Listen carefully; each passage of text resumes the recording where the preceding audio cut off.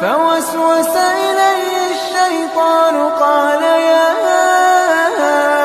آدم هل أدلك على شجرة الخلد وملك لا يبلى فأكلا منها فبدت لهما سوآتهما وطفقا يخصفان عليهما من ورق الجنة وعصى آدم ربه فغوى ثم اجتباه ربه فتاب عليه وهدى قال اهبطا منها جميعا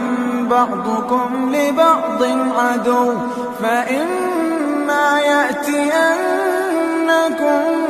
مني هدى فمن اتبع هداي فلا يضل ولا يشقى.